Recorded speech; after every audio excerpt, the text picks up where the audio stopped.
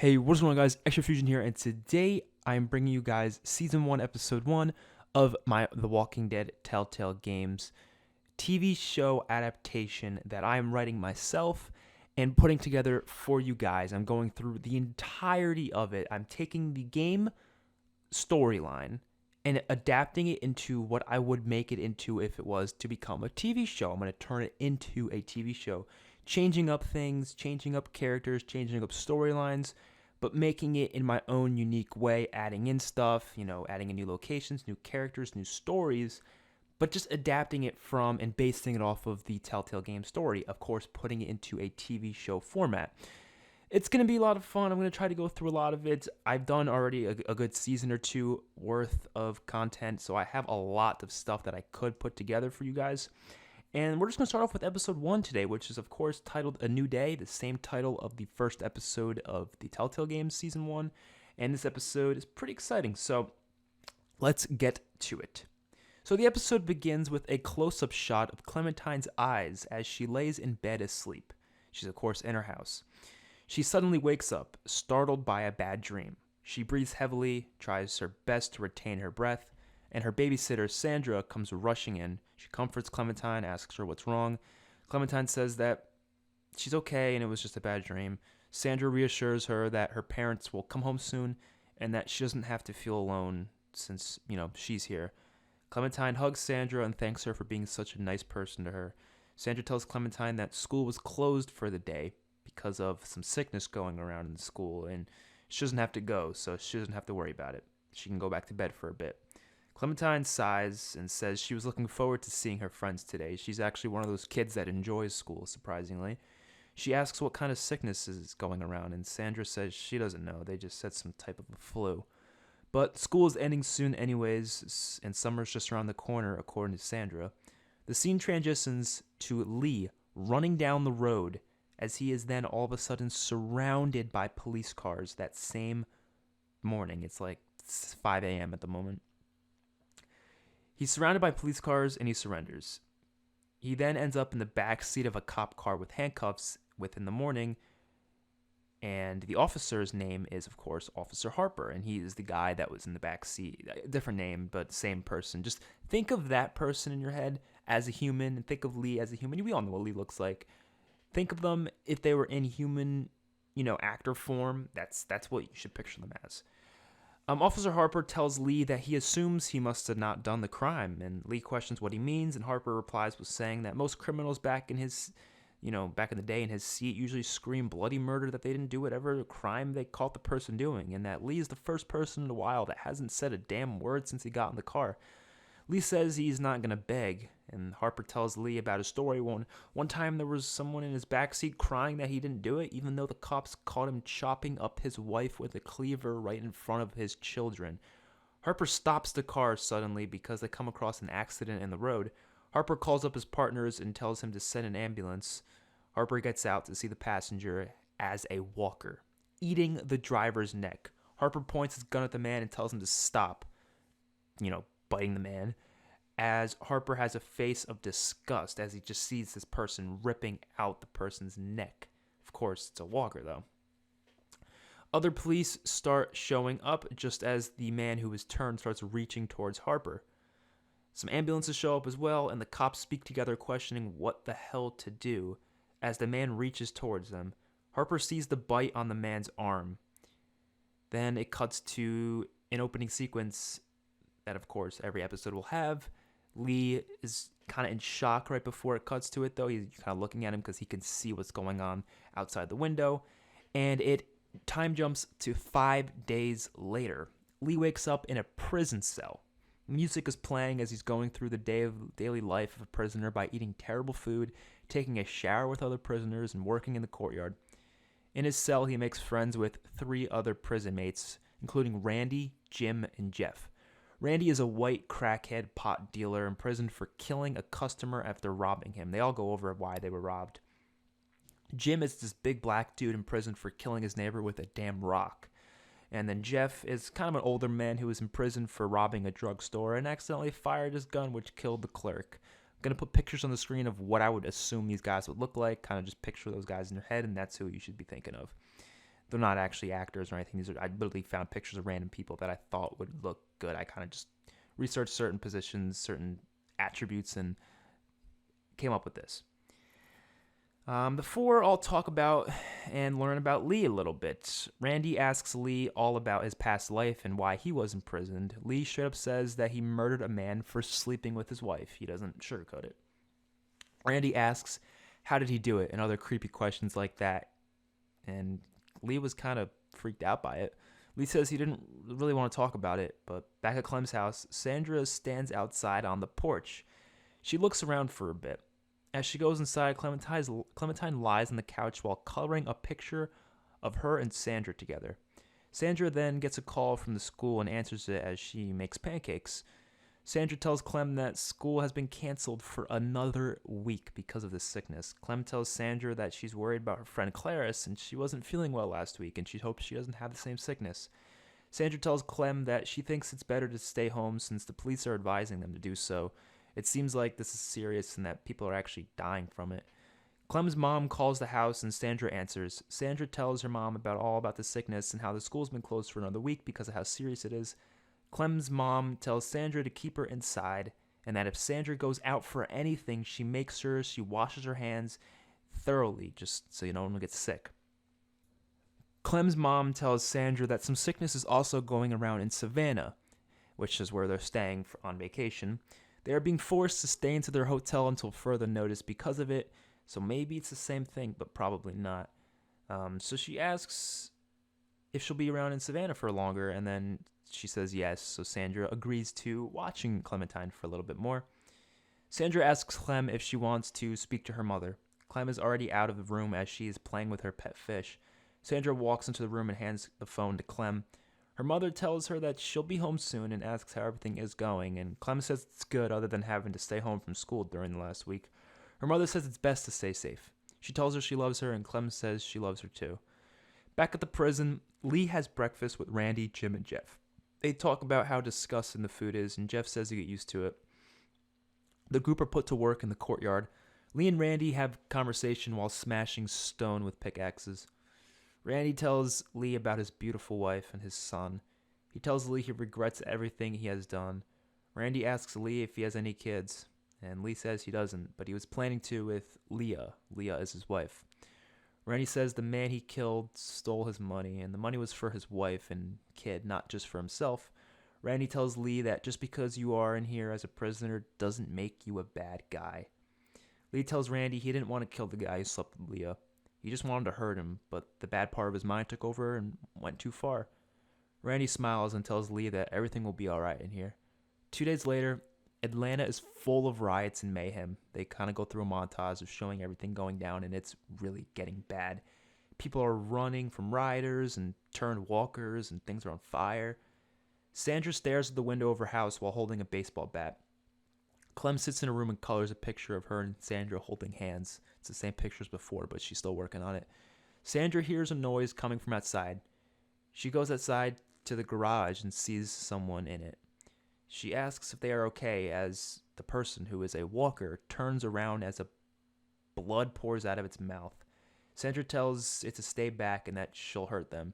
Sandra walks backwards down the driveway as the walker continues towards her, and she has no idea what to do. She sees the bite mark on its stomach. Back at the prison, the place is on lockdown.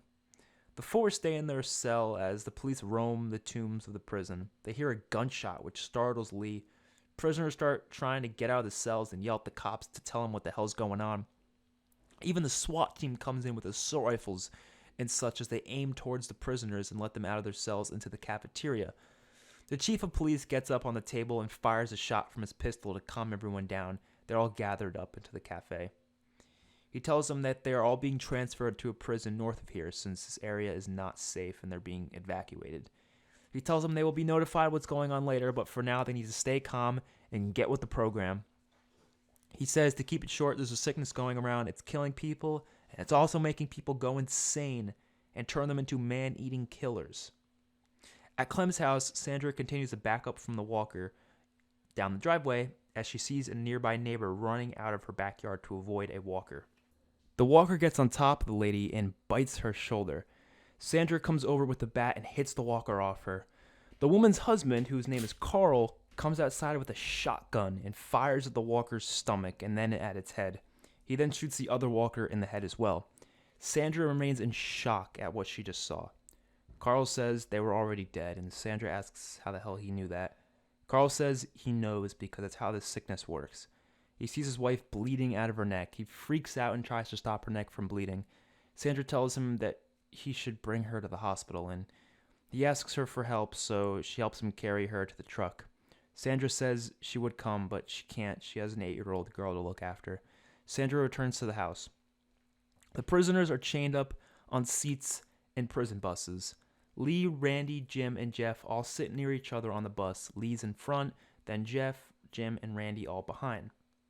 A couple of other prisoners, including 2 black dudes and a blonde guy, on the other side of the bus. There's more people than that, too.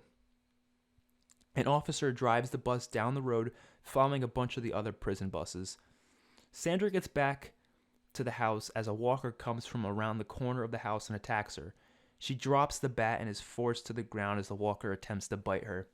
She uses her hand to choke the walker, but it's not of use, and so the walker bites her shoulder, comes down and bites her shoulder. She kicks the walker off, grabs the bat. She then gets back up and says, "Fuck it." Smashes the walker's head in 3 times until it's just all over the place. It tries to get back up as she smashes it twice more. She's now covered in blood. She looks at the bite on her shoulder as it gushes blood as she tries to get inside the house and collapses on the living room floor. The prison bus stops on a deserted road with all the other prison buses. The officer driving the bus is alerted via walkie-talkie that they need to wait to enter the highway. They can't just go on. Randy talks about trying to escape. Lee says that he isn't trying to get himself killed today. The 2 black prisoners fight over an argument they got into, and one of them won't stop asking for the bus windows to be open because of the heat. The other prisoner calls him an idiot since the windows on the prison bus obviously won't open. Jim tells him to shut up. The prison buses start driving forward as the officer is given the heads up they are okay to go. The 2 prisoners don't stop arguing. The one guy calls him a good-for-nothing N-word. The guy behind him starts strangling him with his handcuffs. Lee starts yelling at the officer to do something about it, so he pulls over and lets the other buses pass. The officer pulls out his shotgun and tells the prisoner to stop, but he just keeps choking him to death with the chains. Randy says if you don't do something now, then he will die. The officer says if he doesn't stop, he will kill him. Jeff says to knock him out or something because you're not helping by just yelling at him. The officer slowly opens the gate leading to the hallway of the bus, and he gets closer. The officer panics and accidentally pulls the trigger, blowing off the prisoner's head whilst he is still choking the other prisoner. The other prisoners stare in shock as Randy yells at him for doing that. The officer says he didn't mean to do it. He sees walkers coming from the woods as he starts up the bus and starts driving while panicking. The officer says it was self-defense, and he's just repeating that to himself. The rest just sit there and stare at the man whose brains are all over the place. Jeff turns over and throws up behind the bus seat. The man who was choked to death by the cuffs, of course, slowly turns into a walker. Lee thinks he's still alive, so he calls out the officer and says that the guy's still alive, but they get a better look as he starts growling and reaching towards Lee. The officer looks back to see this, and he all of a sudden crashes into another prison bus, and they topple over down a mountain and down the side of a cliff that was right next to them, next to the road. They land in the woods, on the ground, sideways. Back at Clem's house, she goes downstairs to find Sandra and instead sees her get up as a walker with blood pouring down her body.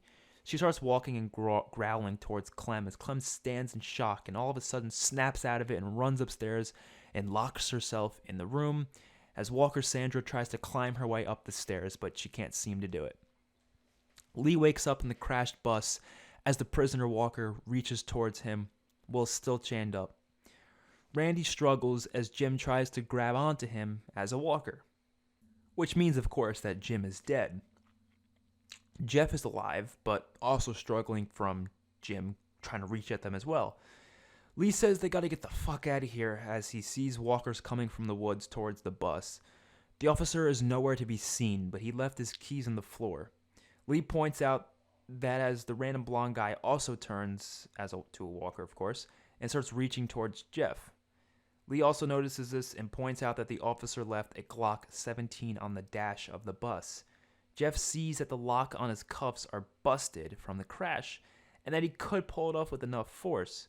He tries to pull the broken lock off as it cuts his hands from the sharpness of it. Jeff keeps trying regardless of the cut. Lee says he's got to hurry since walkers are coming from the woods. Jeff manages to get the lock off and free his hands, but his feet are still locked in place. He says he can use his hands to smash the window open. Lee says that's pointless since it'll just make it easier for the eaters to get them. He just calls them eaters because he doesn't know what to call them for now. Randy notices that if one person's foot is released from the leg chains, it releases all of them. He says they have to shake the bus so it falls further down the hill, and the Glock can just fall off the counter and slide right under the countertop and down to where they are, because it'll obviously slide down, because on the hill that they're on, it's kind of sideways, so they can kind of do that if they tried. They attempt this, as Jeff questions why they need the gun for it, and Randy says he'll see. They keep shaking the bus, but it's not working at all. I don't think they'll be able to. Just as the walkers come from the one end, start knocking on it, and that slowly pushes the bus a little bit as the Glock falls off the counter and slides right down. Randy grabs the Glock and tells them that they might want to close their ears. Lee and Jeff do that as Randy tries to close one ear with his shoulder. Randy questions if he should just shoot the three walkers that are in the bus all in the head. And Lee and Jeff say that's crazy and they could still be alive. But Randy says, remember what the officer said, that they're already dead and doing nothing but killing. Randy goes ahead and shoots the three walkers in the head. Lee and Jeff are somewhat surprised at what Randy just did, but Randy replies with saying they were already dead. He looks at the blood coming from Jim and says no one could live from losing that much damn blood. There are still walkers outside the bus smacking on it, but they're against a tree now, so they're not moving further down the hill. Jeff says we still got to get one of our feet out of here. And Randy says, hell yeah, they do. So he points the Glock at Jeff's foot and shoots 3 times to blast off his foot. He's up close, so it destroys the hell of his foot. They all lose a sense of hearing for a few seconds because he just shot a Glock inside of a small space and they weren't closing their ears. Jeff yells out in pain as they are all freed from the leg chains. Randy grabs the police keys and frees his hands along with Lee. Lee helps up Jeff as they escape the bus. Randy goes up to shoot the walkers as the gun is out of ammo. He panics as another one grabs him from behind a tree. He struggles as Lee and Jeff just kind of watch Randy struggling to avoid being bitten. Jeff tells Lee that they should just go as more walkers are coming from the surrounding area. Lee gets the pistol from the ground first, of course, the one that Randy dropped, and they get a move on through the woods as Randy yells at them while holding off the 3 walkers by himself. The 2 make it to a river. They take a breather while Lee uses part of his shirt to stop the bleeding from Jeff's foot stub. Jeff says he knew that asshole would do some selfish shit like that since he is the kind of person he is. It's not really a foot stub, by the way. It's just completely shot off part of his foot, but his foot is still kind of intact. It's just hanging off, and it's disgusting. Let's just put it at that. Lee says he has no idea what kind of shit is going on right now, and he just wants to get the hell out of here. Jeff says it sounds like the apocalypse or something.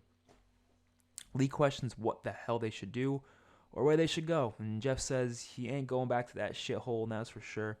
Lee sees a walker coming towards them. He gets up close to examine it and sees a bite on its shoulder. All of a sudden, a walker grabs Lee's leg from under the water in the river. Lee falls into the river and gets to shore quickly as the walker gets on top of him. Lee grabs a sharp stick from the ground, and he thinks about his wife and what he did to that man who slept with her, and he jams that stick upwards through the walker's jaw, up into its mouth, but not killing it just yet. He dicks the stick further into the jaw, leading up to the brain as he pushes it off with the stick still inside of the walker. Lee grabs a rock and then smashes the walker's face in and keeps smashing it while it's still on the ground. Jeff is attacked by the walker from the river. Lee goes to save him, but the walker bites Jeff's neck. Lee comes up, uses the rock to knock the walker off of Jeff, and he looks at Jeff choking on his own blood on the ground. Jeff tries to speak as he hands Lee the pistol even though it's out of ammo. Lee thinks of his wife again, and him saying he will never kill again to himself. He won't kill again. He just doesn't want to kill again. He steps back in fear as Jeff slowly dies from choking on his own blood. The walker falls to the ground and tries to get back up, the one that was just pushed off, as Lee takes the Glock and just smashes the head in with the side of the Glock. Lee panics as he hears police sirens. He changes his clothes into the clothes that the walker was wearing and moves on through the woods. He sits on a tree stump and starts crying to himself.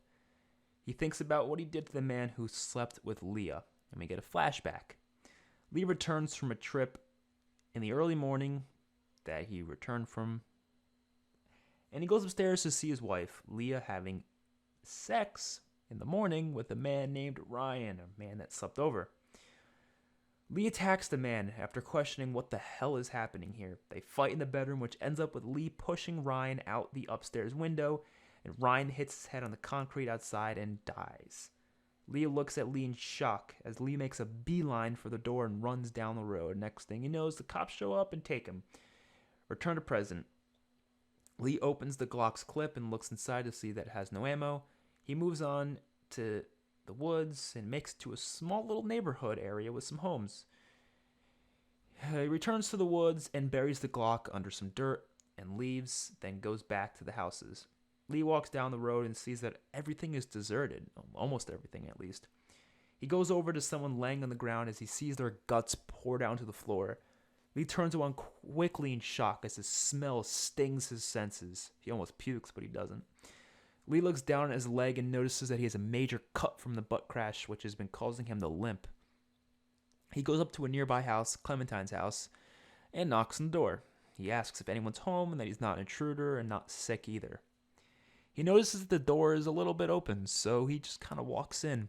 He says he needs help and he needs some medical support for his leg and just wondering if they have anything he can use and that he better not get shot for anything. He's not intruding. A lot of the furniture and such is knocked over in the living room. Lee also sees a ton of blood on the floor. He walks over to the answering machine and it says there are 3 new messages, so Lee decides to play the messages as Clem's mother is leaving them. First one, she says that they will be home in a few days. Because of some mix-up with the hospital, her father was injured, and they're not letting anyone out of Savannah anyways. She tells Sandra to not tell Clementine that her father was hurt, though she does not want her to worry. The next call, her mother goes on that things are going really bad, and she knows Atlanta and the surrounding areas are insanely in chaos. She tells Sandra to keep Clement indoors at all costs. The third call is sad. Her mother is in complete agony. She says that she needs them to pick up to make sure they are okay because things are not looking good. She says she was attacked by a crazy man, and so was her father, and they need medical attention, but the doctors left and the hospital is in chaos. She says if Clementine is hearing this and if Sandra is not there, then please call 911 as soon as possible and just hide somewhere. Stay safe. She finishes the messages with saying she loves her. Lee continues looking around the house and hears a walkie-talkie go off with Clementine saying, "Daddy?" Then slightly after she says, "Mommy?" Lee picks up the walkie and uses it. He says hello and asks who it is. Clementine doesn't answer at first. Lee says he isn't a bad guy. He's just looking for help since he injured his leg. Lee asks what her name is, and she says Clementine. Lee then asks where her parents are. She says they went on a trip to Savannah and left her with Sandra, the babysitter. Clem says the monsters got Savannah. Or Sandra, not Savannah. Lee gets a worried look on his face as he looks around. Clem says that she is hiding in her treehouse in the backyard. She waves as Lee sees her through the window and waves back. But she suddenly yells and tells Lee to look out as she sees Walker Sandra attack Lee from behind. Clementine drops down from her treehouse with a hammer in her hand as she runs to the house. Lee tries his best to hold off Walker Sandra back against the kitchen wall as he pushes her away and runs to the living room as he slips on the blood on the floor. Walker Sandra gets on top of Lee as the only thing keeping her back is Lee's kicking. Lee gets up and uses a lamp to smack the walker beside the head. Clem comes running inside and throws Lee the hammer. Lee then uses it to smash in Walker Sandra's head. He continues to smash her head even onto the floor. Clementine closes her ears and tears up looking the other way during this. Lee gets up and is just shocked at what he did in front of a little girl. Lee asks if Clem is okay, and she says that Sandra was her friend. Lee says he's very sorry. Clementine asks Lee if he knows what is happening around here, and Lee says he has no idea. He says he was headed home from work, and he got into a car accident, and that's how he got injured. Clem says he should go to the hospital, and Lee says he doesn't know if that's a good idea because he's an escaped inmate, but also because, what's going on. He plays it off by saying because of the sickness going around, hospitals won't be safe. He says the best thing for her is to stay here and ride this thing out. Clementine tells him that she wants to go to Savannah to look for her parents. Lee says he has to go, but hopes that she will be okay and that her parents will get back safely. Clem tears up as she looks over at Savannah. Or Sandra, not Savannah. I keep calling her Savannah. And tells Lee to please not leave, just as Lee is about to leave. She says she's scared and doesn't want to be alone. Lee gives in and says he will stay.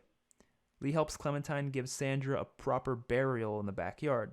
Clem puts a drawing of Sandra right on top of it, and Clem is holding, obviously the picture when Clem is holding hands with her. She puts on the grave. In the house, Lee and Clem sit in the couch as Lee lights some candles up to bring in light into the room since the power is out. Lee tries to patch up his cut by himself with the first aid kit. He says maybe he can look around the neighborhood for a doctor. Clem says she thinks most of the town is evacuated. Lee suggests that maybe there's safety camps that they should go to, but he's still hesitant since obviously he's an inmate. He says that in the morning they'll go out looking since it's not safe at night.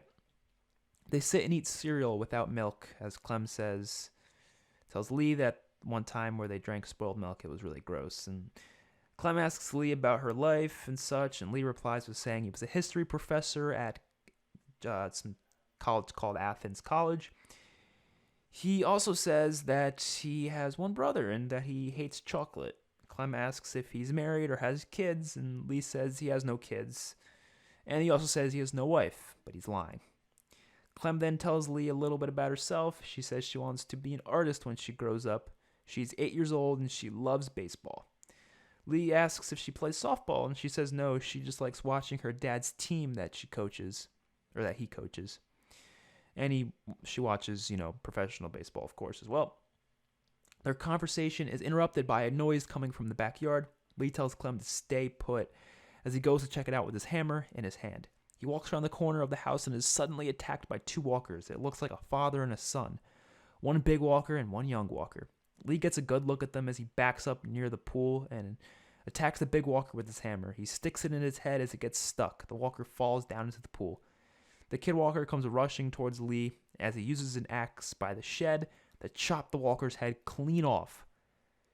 Lee has to fall onto the floor real quick onto his knees just to take a breather after what he just did, and he tears up a bit even because he just sliced off a kid's head, for God's sake.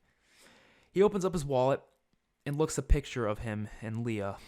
Lee returns inside. He helps Clementine go to bed in her room. She asks Lee if she can sleep near him in the same room. Lee says okay. Clementine gets a princess-themed sleeping bag for him to use on the floor. She says goodnight. Lee is awakened in the morning quickly by the sound of a gunshot. He gets up quickly as Clem gets up as well. Lee looks out the window to see a man who's Kenny, of course, and his family struggling to fight off three walkers. Kenny has a pistol, but he used the last of the ammo. He tries to fight off the rest with a shovel. They run into Clem's front yard and try to enter the garage.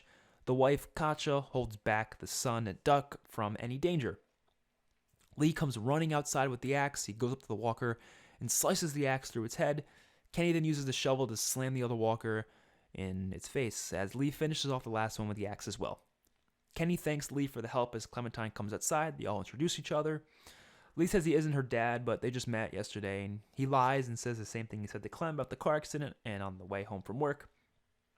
Kenny asks if he has a family that he has to get back to, and he says no. Kenny tells Lee that most of the area has been evacuated and that they were going to head east to the shore to get on his boat and head off into the ocean until this whole thing passes by, since it probably will eventually. Kenny says they had a truck, but ran out of gas, so they've been on foot since. Lee says that Clem's parents are stuck in Savannah, and Kenny says that's an insane coincidence because that's where their boat is. He offers them to tag along, but they just need some gas. Clem says he has some in the garage. Kenny says he'll be sure to pay her parents afterwards, and that he would appreciate it and be just fine with them coming along. Lee is hesitant, but he says he will come. Clem packs her bags and such in the house as Lee packs food and supplies. She even gets the 2 walkie-talkies that link to her mother's 3rd walkie-talkie that she can't get a signal from at the moment because it's far away. Lee gets the axe and carries it with him and goes back into the woods and gets the Glock without any ammo, of course. Kenny grabs the gasoline from the garage. Clem goes up to Lee and hands him 1 walkie-talkie. She tells him about the other walkie-talkie and says just in case they get lost and need to contact each other. And maybe her parents can contact her if they get close. Lee takes it. As they walk down the roads towards Kenny's truck, Lee and him talk. Kenny says the pistol he has, which is a Beretta M9 he was using, wasn't his. He found it on a dead body with some ammo lying down on the road. He says he doesn't know why this is happening, but it's the most fucked up stuff he's ever seen in his life. Kenny says he knows these things are already dead, but it doesn't feel right killing them. Lee says he knows what he means. Clem and Doug get to know each other a little bit while walking as Katja butts in on the conversation. Kenny says he's thankful that Duck isn't the smartest kid because he won't remember this stuff when it's all over. Lee shows Kenny his pistol that he found in the woods, and that's what he tells him at least. Lee asks Kenny if he thinks hospitals, police, and such are still up and running, and Kenny says the hospitals are a shit show from what they've seen, and police are trying to keep the situation under grasp. They reach the truck and move on from there, driving down the road. Kenny plays around the radio, but he can't get any signal from anything. Lee sits in the back with Clem and Duck. Duck says hi to Lee. Lee awkwardly says hi back. Kenny asks about Lee's past life, like his job and such, and he replies about his being history professor. Kenny sees something in the distance and drives up closer. It's a ton of military trucks covering an exit on the highway. Lee sort of puts his head down a little bit as they pass by. Kenny pulls his window down and asks what the hell is going on. The soldier tells Kenny that they've been evacuating this area and that they shouldn't be here. Kenny replies with saying they weren't known of that information. He says that they are just trying to head east now. The soldier says he's afraid he can't let that happen. Kenny questions him, and the soldier says everyone's being required to go to a shelter about 2 miles north from here to get checked out before being allowed to go anywhere else. Kenny says it isn't safe being around other people. The soldier says it's safer if everyone is together, that they are checked for any sick symptoms, and, before they're able to enter, of course. He says they have to do this, and it's an order from them. Kenny says okay, as his truck is let through the exit, and they go north. The group continue driving. Duck questions where the hell they're going, and Katja says just somewhere safe for a bit. Kenny looks at Katja with this shit is not going to be safe face. They continue driving down the highway as they reach a bunch of cars that are parked on the highway. They have to pull over because the cars are all parked, and they get out of the truck since everyone else is. Clem tells Lee that she can't wait to show him her parents. Lee says he can't wait to meet them. He gets a concerned look on his face, thinking they may be dead. Kenny and Katja go up to other cars around the area and asks what the hell is happening. They find another couple and ask them what's happening. They say that they were all headed for the shelter camps, but were stopped because of something that went down in the road a little bit further ahead. The wife of the couple says they just had the whole entire of Atlanta evacuated, and that the whole place is deserted now. They hear and see military jets fly by overhead, and then they hear explosions as the ground shakes a little bit. They all run through the woods to see what the hell is happening as they get an overview of Atlanta, the city of Atlanta, and everyone stands there as shocked, seeing the city of Atlanta getting bombed, just like the ending of that one episode in season 2 of The Walking Dead when Shane and Lori and Sophia and Carl were seeing the city getting bombed right before their eyes. This is the same thing. So that means Lee and them are really damn close to Shane and the others that were, of course, on the highway. Obviously, there's no crossover, but they are really close to each other. Everyone stands there in shock as we get a close-up on Lee's face, realizing maybe things won't go back to normal. And Lee cuts to black. Cuts to black with a close-up on Lee's eyes. Started with Clem's eyes, ended with Lee's eyes. Boom. End of episode. That's a long-ass episode. That was probably an extended episode. That's why it felt so much longer. Hopefully you guys enjoyed. See you guys in the next one. Peace out.